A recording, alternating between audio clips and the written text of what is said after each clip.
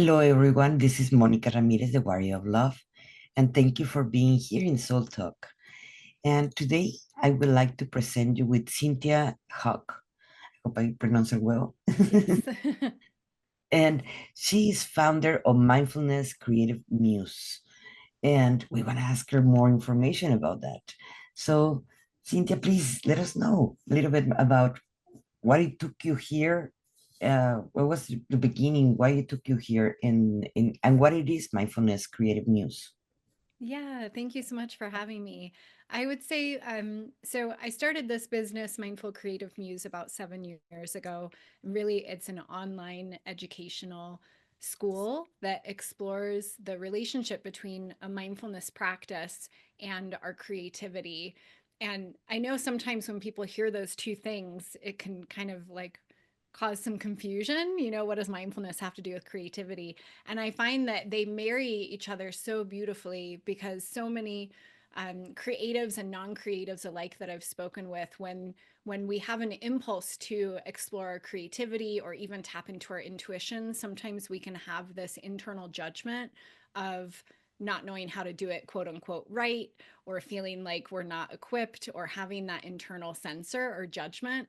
And by having mindfulness practices married with our creative exploration, I find that it's a really beautiful, compassionate way to give ourselves permission to notice what's happening right now in the present moment and give ourselves permission to play and be curious without having that judgment. So I mostly teach online classes, retreats, and teacher trainings. And it's really to help support our own self care, but also just our inner and outer exploration of ourselves. So I absolutely love it. Something that I encounter being an artist as you are, that I had two art galleries a while back, and something that it brought my attention in that time, it is the majority of the artists, or not only regular people, the artists, they don't even believe themselves about themselves, so they're having those kind of issues. And that's what it took me where I am now, precisely working with them in that way. And I wanted to ask you, obviously, mindfulness take you within, not without where is created the art. So I know they are married each other. The inner world as the outer world. But do you work with people also in believing in themselves? Because many people do not believe that they can paint. They think, oh, I only can paint stick figures. Well, and the capacity is way bigger than that.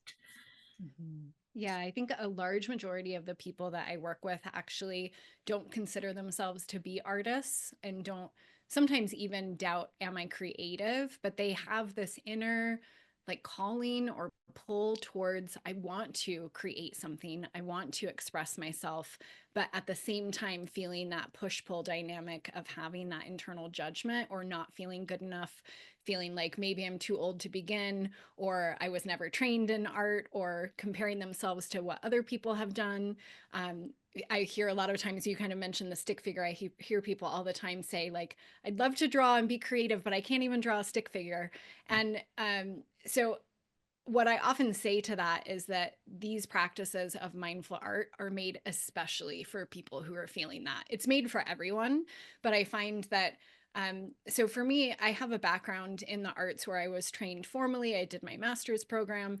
And honestly, I learned more in the master's program around how differently I wanted to express myself and hold myself while I was creating through that program than anything else. And what I mean by that is that we would have art critiques and we would look at each other's artwork and we would ask questions and challenge and poke holes in the art and offer these critiques, which sometimes could feel like very jarring, very intense art critiques that I feel with mindful art. Instead, what we do is we still are curious, we're still asking questions about our art, We're still open to discovery, but there's a gentler way that we're holding ourselves in the process of making that really honors a few things. One, that there's no right or wrong way that we can be creative, that we can hold it as a way of play and curiosity. It makes me think of like little kiddos.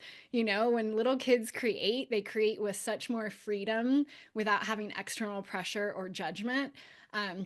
So that's first and foremost. And then we also focus more so on the process of creating than the final product. And so, what I usually say for people I work with, especially when they're first beginning, is that you may end up loving what you create at some point.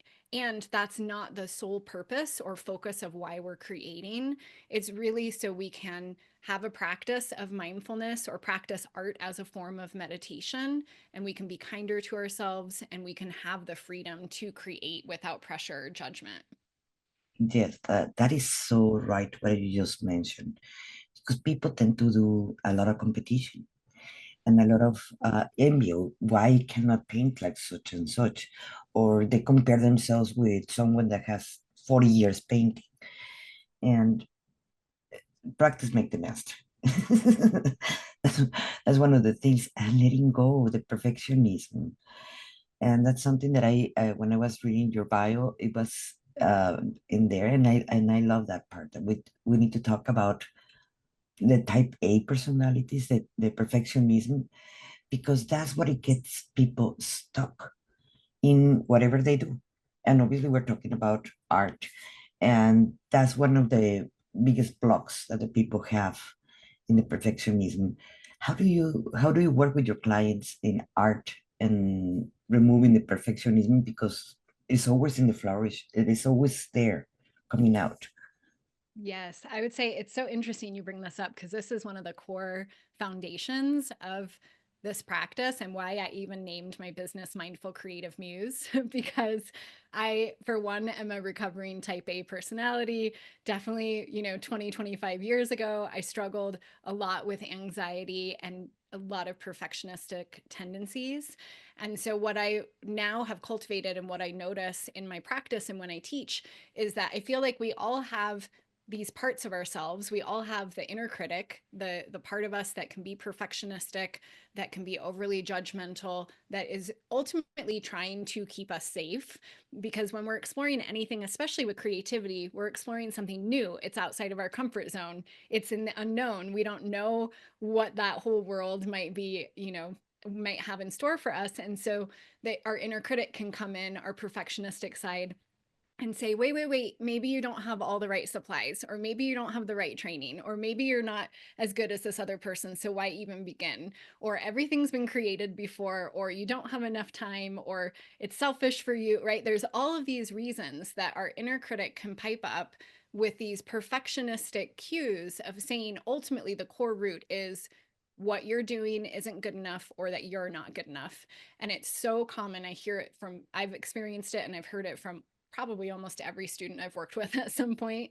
So the other part of us that we have that I feel wholeheartedly is that we have the inner critic. We also have the inner muse within us, this part of us that feels called to create something, this part of us that feels inspired and lit up and joyful when we are in the present moment, when we give ourselves permission to create something with a childlike play type of quality. So we also have that part of us as well. And what I find with mindful art practices is that it's a way that we can widen our capacity to be more so with our inner muse and to not eradicate our inner critic, but to embrace that part of us that's scared, that's trying to keep us safe, that's perfectionistic, to honor that part of us, to notice it, name it, offer ourselves some compassion. And then at the same time, kind of reassure that part of ourselves that I got this. We can play for 5 minutes or 10 minutes with these really simple supplies, and experiment. And it's not going to be the end of the world. and I'm here with you, you know? So having the mindful art as principles and foundations and having really simple, I tend to also share really simple prompts that can be done in 5 minutes, 10 minutes with really inexpensive art supplies, because that also I've found can help to soften that perfectionistic side of us that says, I need at least an hour to create, or I need to make a masterpiece. So it kind of takes away some of those stakes from the very beginning. But I would say a large part of the work that I do in my classes and coaching and trainings is offering different ways in to our creative practice and to tap into our intuition, by not eradicating the inner critic or that perfectionist part of us, but just by making more space for us to be with more curiosity than that part of us. It's basically making them be aware that they have Mm-hmm. it. So like that they can put attention, okay, this is the old me that is comparing to someone else, or the person that is want to be someone else, not the person that I am now. Make them aware in that moment, correct? Yeah, I think it's kind of two parts, the awareness piece and then also the compassion part. Because we can be aware. I think a lot of times we're aware of that perfectionist side of us. And then we also will continue to criticize ourselves for the fact that we have that perfectionistic side. So I think it's the awareness, but also holding that within that awareness, really sweet compassion and encouragement for ourselves, and then finding these little ways in, which is what I often share through prompts and with exercises. But I think the compassion piece is just huge. And we're all human. We all have a perfectionist tendency with something. And it makes sense that it comes out when we're exploring something that's new, especially. And we see it even with artists, and how many pieces we have that they're not finished, and they're finished, but they're not finished for us, for the artist. Why? Because we're always looking for that little detail that will finish it, and it takes us just longer and longer to finish that project. It Mhm. is but if we see it, if we see it in a, it's a never ending piece, because our life also it is reflected in our own life, how we are not gonna write the book or write whatever we want because you don't have the commas, when there are editors in there that will put the commas, or there's always kind of help.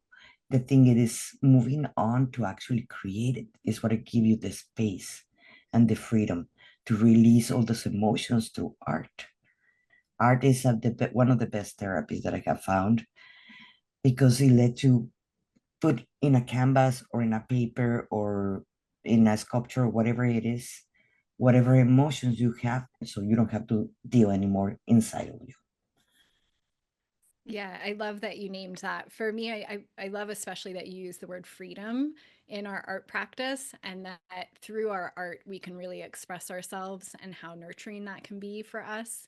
What I notice with a lot of the mindful art practices that I do and also share is that I tend to incorporate not only the mark making, so the actual art practice itself, but I also interweave in noticing what's happening in my body right now, what's happening with my breath, where are my thoughts, what emotions am I feeling, and do I want to have expressed right now? And by having all of that, it comes back to that mindful awareness, but it also feels a bit more like whole to me. There's a whole world of parts of me inside that related to my body and my breath and my heart and my emotions and thoughts, and that I can tap into all of those things through art making, and I can also express it through art. And so I think that you also don't need to always express emotions in your art making or make meaning in the art that you're making. And if that's what you're feeling like in that moment and you have particular prompts or exercises that you're doing, I find it can be a really beautiful process of self-discovery as well. I used to, you may have heard this, some people talk about it with yoga, where they say like how you practice on the mat if you're doing a yoga practice is how you then show up out in the world. And I taught yoga for many years, and I feel really similar about art, that how we are with ourselves as we're creating is also how we are with ourselves out in the world and perhaps with others. And so the more I can offer compassion to myself and curiosity and and giving myself permission to notice what am I feeling in my body, what are my thoughts and my emotions, and have a creative outlet that feels really safe for me to create within, the more then when I'm out in the world, I also can notice what's happening with my body. Where's my breath? What are some of the thoughts I'm having? How can I notice and name my emotions? I just find that it's all so connected. So it's an art practice and it's a creative practice, but it's I've just found it to be so much more than that for both myself and the people that I work with as well. So I love that you use that term freedom. That's really beautiful. Yes, it is. It is fascinating how the art can transform someone. It doesn't matter the form that they use in it. It can be a visual or it can be a performing arts. It doesn't matter what kind of art. It is give you the freedom and it can heal you for whatever you need. I remember I'm not an actress, but I was going to be doing public speaking in Harvard. So what do I do? And I was very nervous. So I registered myself in a play. And it's like, okay, if I can do this in a play in front of a bunch of people, I don't mind going to Harvard and give a talk over there. So we have to overcome our fears in every single shape of form of art we do. Why? Many people are like we were talking at the beginning.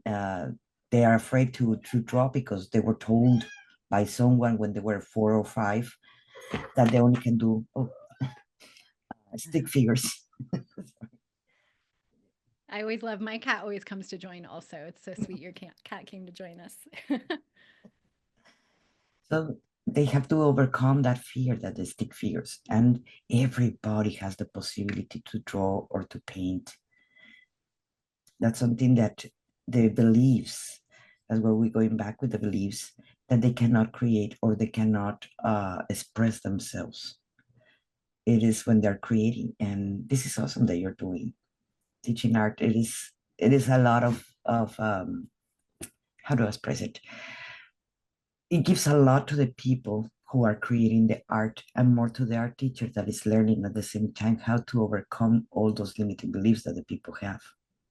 Mm, absolutely. Yeah, I do find that there's so much that can happen within our creative practice and that we are all creative. And I often say with some of the people that I work with that to notice what you feel drawn to when it comes to creativity, because a lot of times people feel this pull like I want to create something but I don't know how to draw or paint or I've never done it before, and to just notice what you might be curious about. And I often always say as well, like my mom loves to garden and my sister loves to cook, and so those are different forms of creativity that just aren't, on a canvas or in an art journal. And so everybody's different, and I find having some sort of channel or way that you can express yourself creatively, I just find it can enrich our lives so much more. And I'm a tried and true mixed media artist. So I love drawing and painting and collage and photography and pretty much any 2D media, I'm there.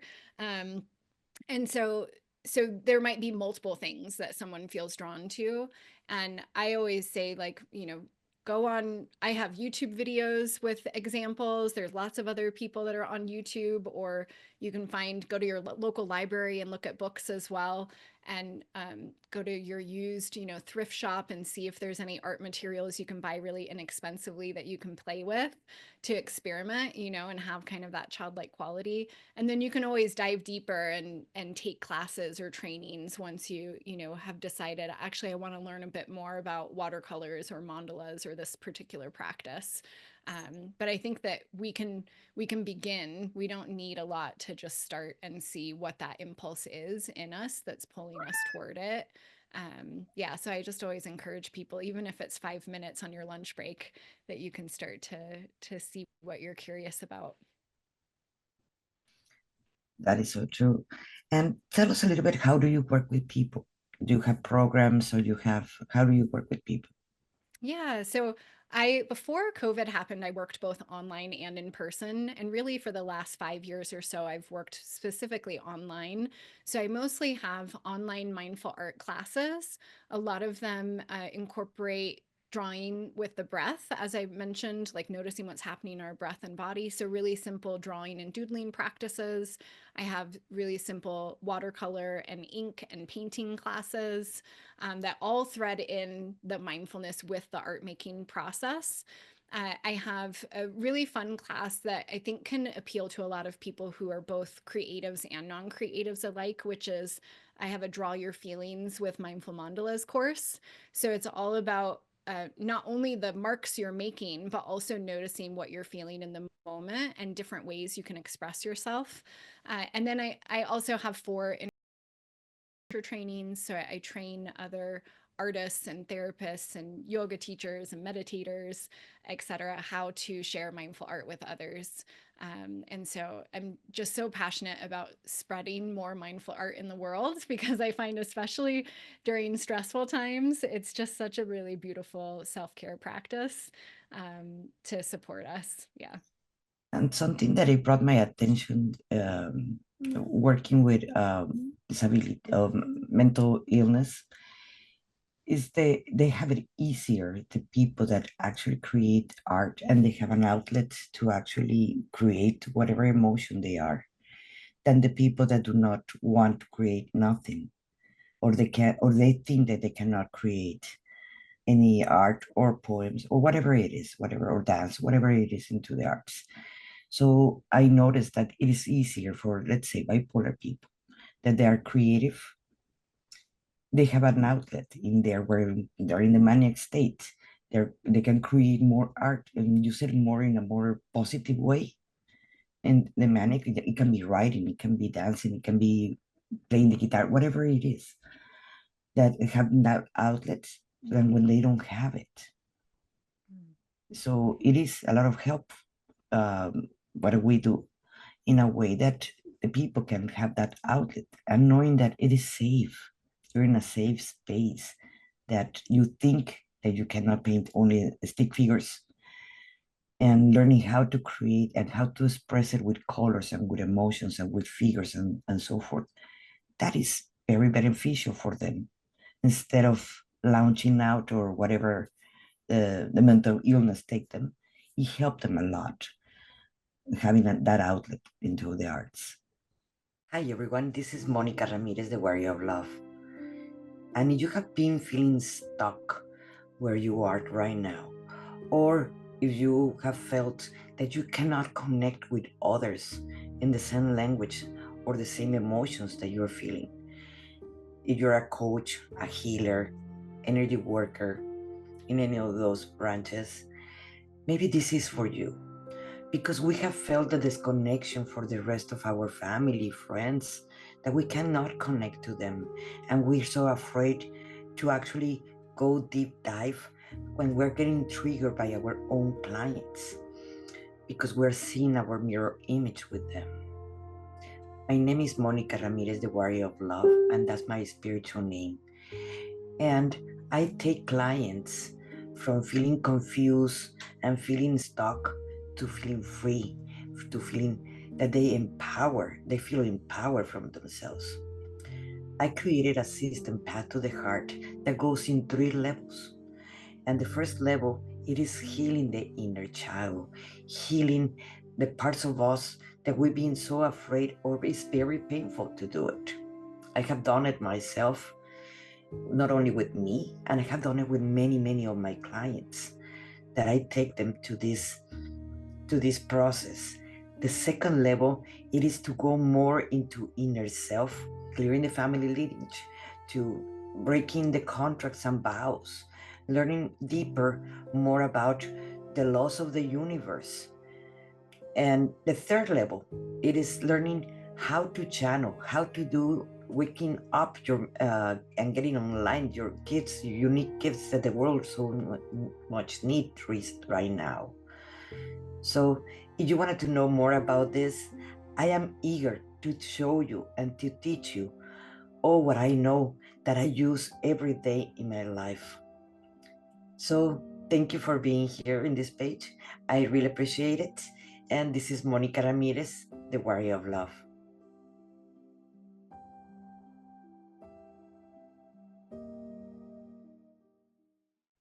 Yeah, I think one thing I really appreciate about art in general is that it can feel really therapeutic and supportive for people. And it's different.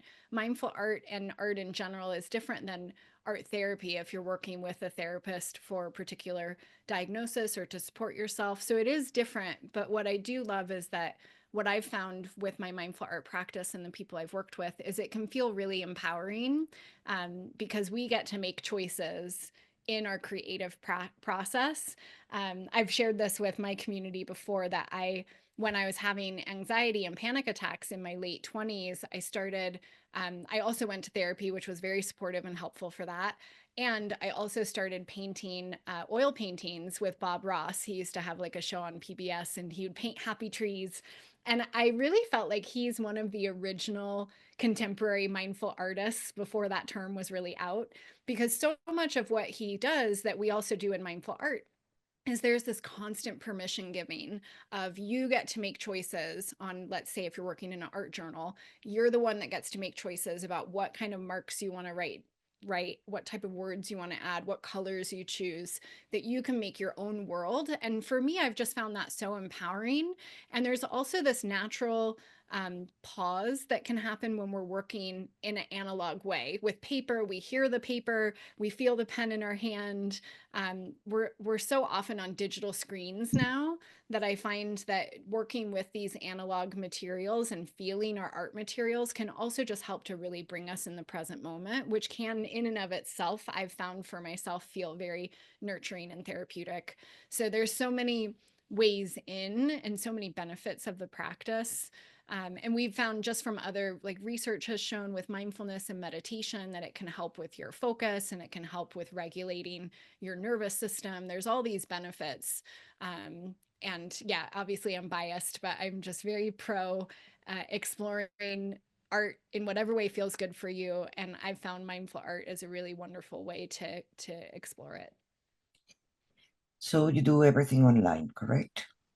Yeah, this year I do have two in-person retreats as well, that are 3 to 4 days long. So those are kind of bigger deep dives. But then everything else that I offer, classes and teacher trainings, are all online. Mhm. Perfect. Do you have one retreat that you're going to have soon? Yeah, so we have our first retreat in July.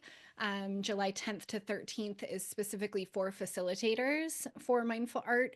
And then September 5th to 7th, we have one in nature that's for anyone to explore mindful art in nature. And it has one of my favorite, most beautiful labyrinths that's here in Colorado where I live.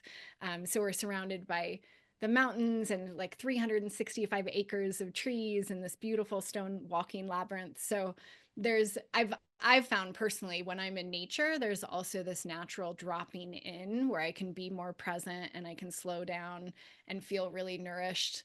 I think in Japan they've started actually having forest walks, or walks in nature, where if someone's not feeling well in Japan, they'll say, go on a forest walk. This is, how to support yourself. So I love that we'll be exploring all of that together. And I know not everybody can go to in-person retreats or travel. And so I also have, if anyone wants to explore more prompts around mindful art and writing prompts, I do have a free workbook that people can download. It's about 13 pages long and it has more writing prompts and exercises if anyone wants to explore mindful art initially. I will have her links down below this video. So like that, this interview. So like that, you can actually get a hold on Cynthia, and maybe you can download those apps for yourself. Cynthia, it's been really, really my pleasure to have you. And do you have something else that you would like to add for this wonderful conversation? Oh, it's been so nice talking with you. And I loved hearing, before we started, hearing about your own journey with art. And I love that the work that you're doing with people just to support them through their intuition as well. And I just find that there's so many different ways that we can turn inward and support ourselves. And yeah, I think my hope is just that we can all find our own path and own ways, to have other people support us, but explore whatever practices feel good for us in the moment. So I'm so grateful that you had me on today. Thank you. No, I really appreciate you. And I will be posting all the information down below this interview, so like that you guys can have that care information of Cynthia that I highly, highly recommend. Many type A's or perfect people are dealing with perfectionism and they cannot finish an art piece, or they cannot even start an art piece because they're afraid of the criticisms of others or the self-judgment that we do to ourselves. This is gonna change your life. I highly recommend you to try this. Try it at least once. If you don't try, you never know what it feels. That release, it is gonna give you that freedom that you need to letting go that perfectionism. Thank you, Cynthia. I really Thank appreciate. thank you, Monica, for having me.